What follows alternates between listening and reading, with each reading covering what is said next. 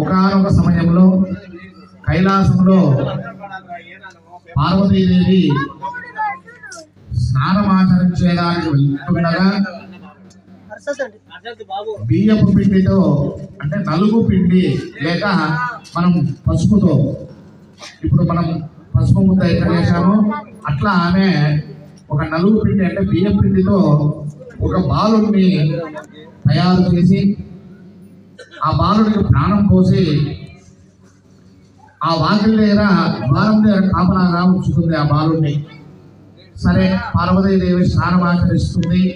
అయిపోయిన తర్వాత సరే ఆమె విధి విధానాల్లో ఈ బాలుడిని మర్చిపోతుంది. కొంతసేపటికి పరమేశ్వరుడు వస్తాడు.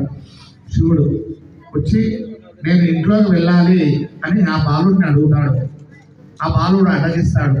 జగన్మాత అయిన పార్వతీదేవి స్నానమాచరిస్తూ ఉన్నది, మీరు ఇంట్లోకి వెళ్ళేదానికి అర్హత లేదు, నన్ను కాపలాగా వచ్చింది అని చెప్పేసి ఆ బాలుడు చెప్తాడు. అయ్యా, నేను పార్వతీదేవి యొక్క భర్తను, పరమేశ్వరుణ్ణి అని చెప్తే ఎంత చెప్పినా ఆ బాలుడు వినడు. సరే, శివుడు చాలా రౌద్రాత్మకం ఉన్నాం.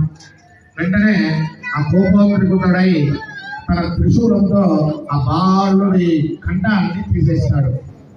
సరే, విగత జీవిగా పడిపోతాడు ఆ బాలుడు. సరే, శివుడు ఇంట్లోకి వెళ్తాడు.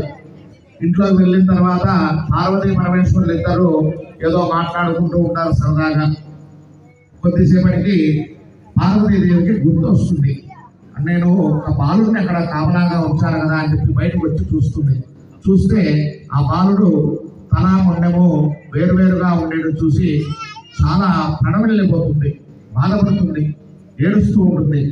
అప్పుడు అడుగుతాడు శివుడు, ఏమి పార్వతి, ఏమైంది అని అంటే, అయ్యా పరమేశ్వర, ఒక బాలుడిని నేను ప్రాణం పోసి అక్కడ కాపలాగా ఉంచాను, ఆ బాలుడిని ఏమైనా చేశారా మీరు అంటే జరిగిన వృత్తాంతాన్ని చెప్తాడు శివుడు.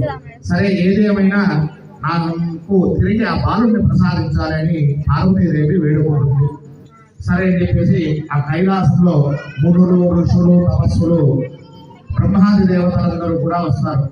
దీనికి ఏమి అని ఆలోచిస్తే సరే అని చెప్పేసి ఉత్తర దిక్కున ఉన్నటువంటి తలపెట్టి నిద్రిస్తున్నటువంటి ఏదైనా కూడా జంతువు కావచ్చు, మనిషి కావచ్చు, ఏదైనా కూడా తీసుకురండి అని చెప్పేసి శివుడు ఆజ్ఞాపిస్తాడు. ఎందుకు ఉత్తర దిక్కున ఆజ్ఞాపిస్తాడు అంటే, సాధారణంగా మనం హిందువులము ఉత్తరం తట్టు తలపెట్టి నిద్రించాం, తూర్పు, పడమర, దక్షిణం వైపే నిద్రిస్తూ ఉంటాం.